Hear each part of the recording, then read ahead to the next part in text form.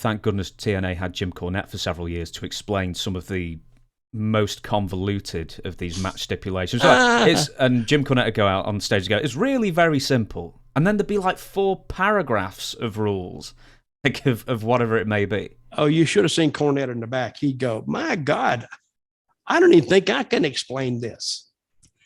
And the reason being, and I like the guy, but it's Vince Russo. I'll say one thing about Vince. Vince never lacked in the idea department. He would have ideas out the yin yang, and some of them weren't bad, and some of them were horrible. But Vince McMahon told me one time. He says, and he told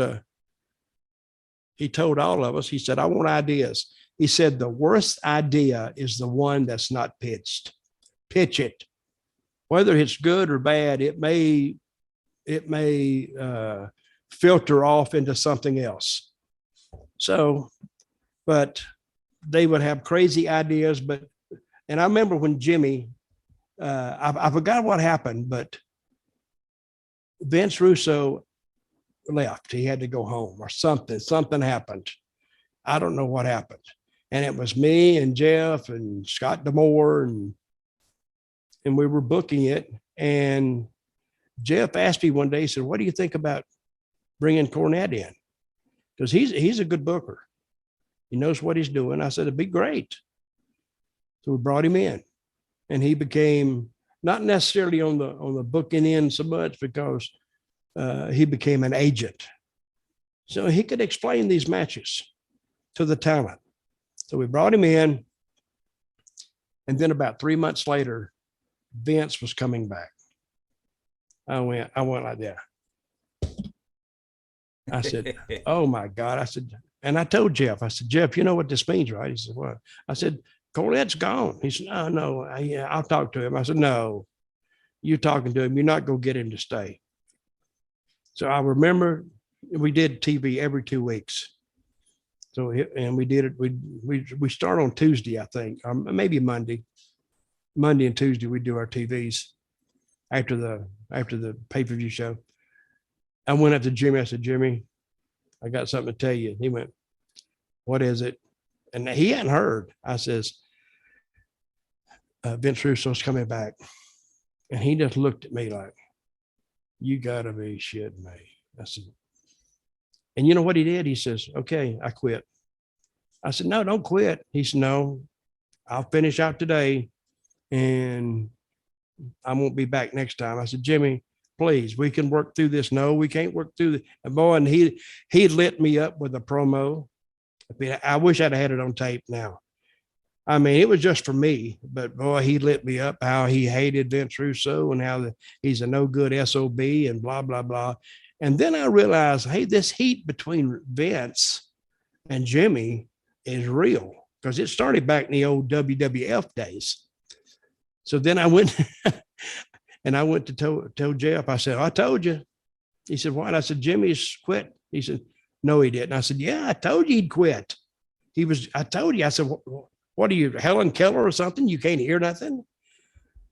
And so he went to talk to him, and I saw him sitting up there in the seats, where the fans sat before the show started, and they were talking and talking and talking. And Jeff finally, I don't know how he did it, but he conned him into staying by saying that Dutch would keep Vince away from you. He used me. I am going to pull. I'm going to be the security for Jeff, the middleman, and I mean for Vince and Jimmy not to meet. So from then on, and I went to tell him, I said, "Jimmy, it'll be fine. I need you. Jeff needs you." We did need him. And I says, "Let's try it. If it doesn't work, you can go." So he tried it. And that first day was very, very tense. Even Vince called me off and he says, "Is Jimmy okay?" I says, "Yeah, he's fine. Why?" I just wondered. And he never told me what went on. He never, but, Jimmy in his book, he wrote, or he said this, he said, "I want to live long enough to where I want to be able to, I won't use the word, to urinate on Vince Russo's grave. And I said, that's pretty strong. But they got along there as well as can be expected under the circumstances.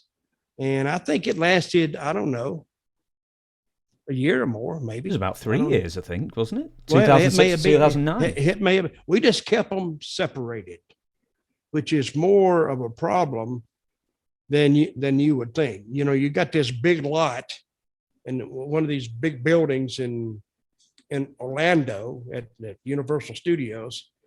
So Vince is on one side, and I'd make sure that Jimmy was on the other one. So, and I told Jeff one day, I said, hey, I'm getting tired of playing security guard. I need some help. So you're going to have to get out of that room, whatever you're doing back there, and get out here and start helping me. And he did. So, I mean, I love Jeff. I've known him since he's 14, but it was kind of a little thing between us. But I can't believe we even got him in the same building. There's a story, and we will end on this one. I don't think we've got time for any more. Is apparently the time when Cornette actually shook Vince Russo's hand was, I think it was the time when everybody seemed to be getting let go. And then I don't know who was next. It was just before when Hulk Hogan and Eric Bischoff probably took over. And Jeff had just been released or sent home. And Cornette and Russo shook each other's hands and said, no, we're going to make this work with Jeff. And Cornette promised Jeff, no, we'll keep Russo on the rails. And then the next week, Cornette was gone. Oh, yeah. It was I remember that. Yeah, it was a 3-year rib. I was gone first. Because, and I don't think it was, maybe it was Hogan coming in, Hogan and Bischoff coming in. But I got let go. And then I think Jimmy the next 2 weeks, because they couldn't let me go and not have any other agent there. But I think Jimmy blamed Vince for that. So I don't know who was to blame for that. But see, anybody on Jeff's team got let go except Vince. Mm-hmm. So I don't know. And then Russo got let go when Hogan came in, did he? And then he came. I don't know. That's something for me to research for the next show. Research that, but I don't think he lasted long there either. No, I think he was pretty much gone by the beginning. I've kind of put that behind me. So I will say this: I didn't mind being at TNA, but it was probably one of the most unhappiest times of my wrestling career, because see, working by, that's why I hate working by committee. Because some of those guys on the committee, I at least had experience booking solely, and none of these other guys did. Jeff didn't have experience booking at all. You know, sometimes everybody thinks they can book, they can't book. Because what you can, but it just won't work. So you can book, you can call angles. So me and you in a match, you said, hey, Dutch, hit me in the head with the 2x4 tonight. Bam. Okay, you're down. That's an angle. So the next week you go, I got it. I'll hit you in the head with the 2x4 tonight. Bam. Up. That's a continuation of the angle. But if you think about it, we're right back where we were 2 weeks ago.